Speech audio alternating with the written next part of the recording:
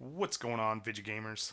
It's the ViJaPlayer here, and today we're going to be talking about playing at unfavorable odds. Now, unfavorable odds probably hits a lot of different categories, like not having any materials, or not having any shields, or not even having that much health, maybe being at 75 health. So playing at unfavorable odds could really mean a lot of things, and probably, and maybe more than what I'm going to cover in this video, but I'm going to try to cover just a few scenarios that happen most often. Um, like the ones I said before, like no mats, that happens quite often with me. No no shields. That actually doesn't happen too often. You normally always find like a stack of minis somewhere, you know. But right here it's coming up. This guy is good at the game. He's more on point. He clearly has more materials than me. And I attempt to try to fight him, but as I go around, it's like he already has the drop on me. He knows what's going down. He is not a bad player, and on top of not having shields, not having materials, I also believe that this guy is better than me. So I'm playing at unfavorable odds. This is one of those situations right here, and as you can see, it's the fight or flight response. And immediately, once I found out that he was good at the game, I took the flight response. I went into the building. I camped out there for a little bit. I opened up a door. You know, I wanted to cause some confusion because I'm not terrible at this game, but I think that guy definitely, he was a little bit more on point than me.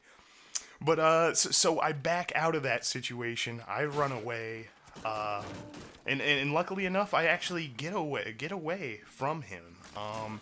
And it leaves me to go get some more materials, get some shields. Now I'm trying to loot back up because I know that this guy is looking for me. And as you can see right here, it's him again. He's trying to snipe me through the window. That's how you know he's a good player. He saw me and he instantly tries to get the quick snipe.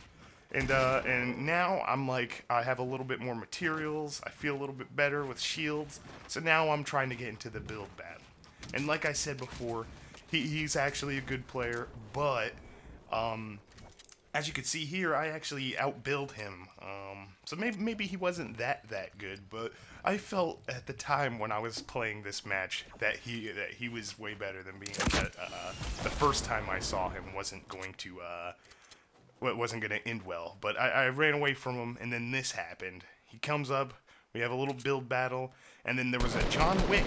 That guy, he was coming up behind us, trying to clean up, and then there was another guy behind him. If you saw at that shed, there was another guy. So this is another example of playing at odds. Right now, there's 4 people around me, and they're all in. You got Bob the Builders, and these guys are just going try hard. They're trying to get the win. But as you saw there, man, I left that situation. There was 4 people in that area, and they were all gonna try to kill each other. And then I left. I kind of camped it out for the rest of that game, trying to get like more materials, trying to pick people off. And this is the end of the game that you're seeing now. Yeah, so this is the end of the game that you're seeing now. And again, this guy is good. I was actually watching this guy fight a bunch of people for a while there, and I was kind of taking it easy. I think this is early on in the day, so I wasn't necessarily warmed up to the point where I felt real comfortable. But yeah, this is the end of the same match. Those guys died off actually, so they were fighting somewhere or fighting each other. Somebody came and picked them off and everything. I didn't actually see them again after that point, after the last point. So this is somebody else, and I think this guy's pretty good too. He knows how to build. He's got his building on point. But as you can see here, even though I felt that those guys were better than me and that those guys knew what they were doing, I still managed to evade them and get the win in the end. On this guy. I thought he was pretty good, but his shots, he missed a lot of shots right there at the end, and I think he could have killed me with like one pump shot.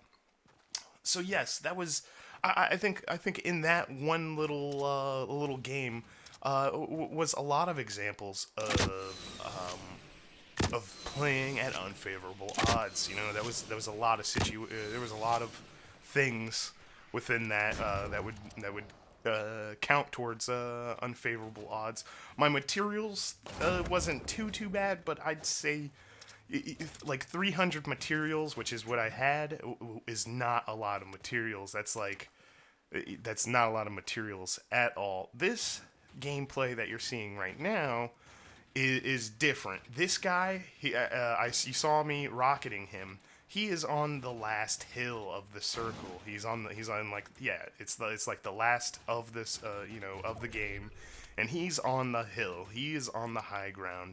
This would be another example of playing at unfavorable odds. It's all about the high ground when it comes to this game.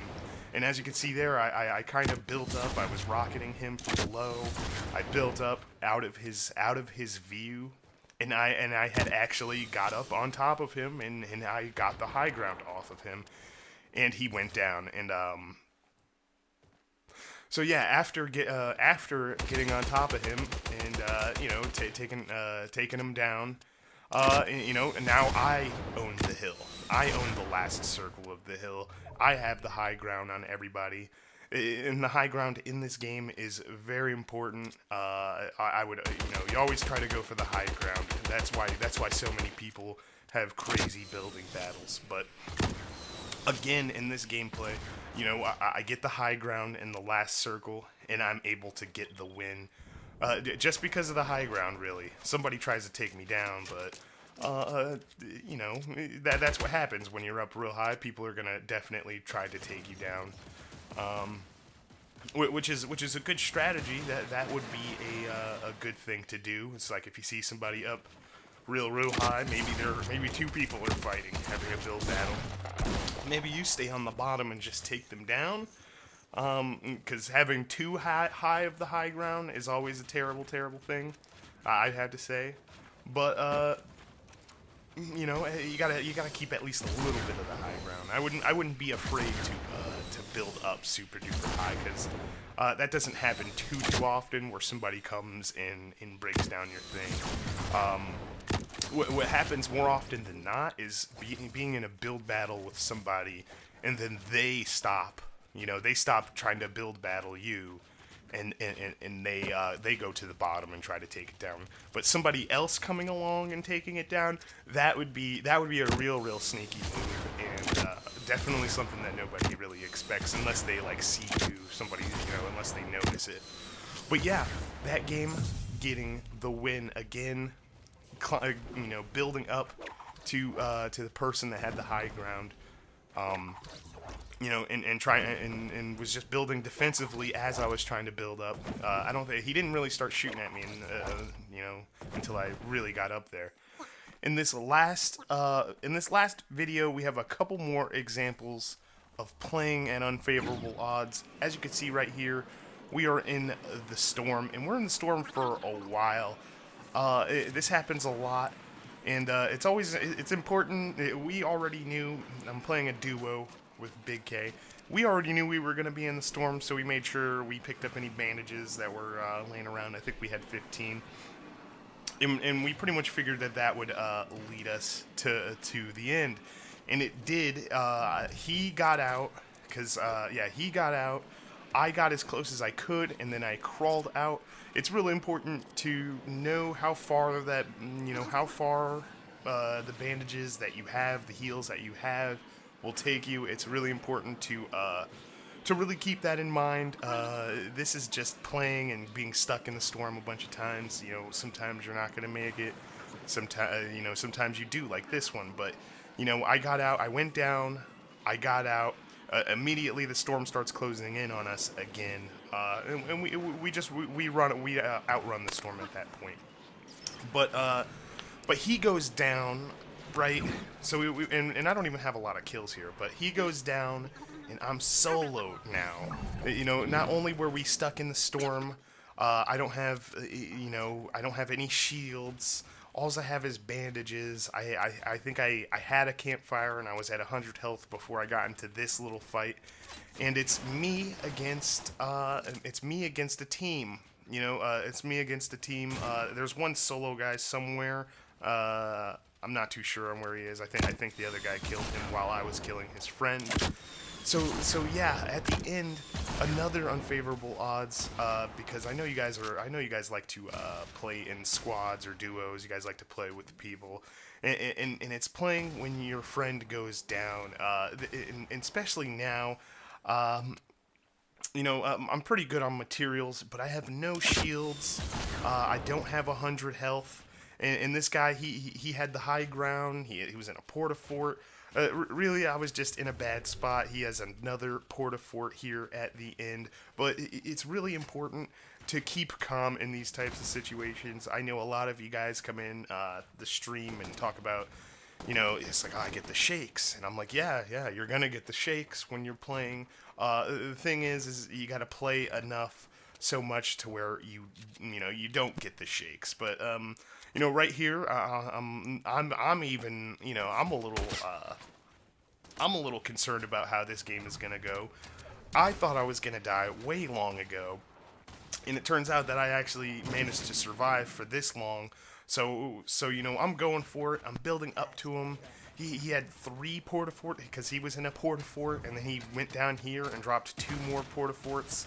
I had picked up, I have rockets though, but I have not a lot of health at all. But as you can see here, we're going for it. We're just using our rockets. And really, he could have just hit one headshot on us, and we would have been dead. And that would have been it. That would have been game over. But as you can see, we kept calm. We kept calm, and we got the win. Even though there was 2 of them. At first, there was 2 of them. I guess it was 1v1 at the true end of the game. But but these are all good examples of playing at odds. I hope you guys enjoyed this video. I hope I didn't stumble over my words too much. I tried to hit the points as clearly as possible and talk as good as I can.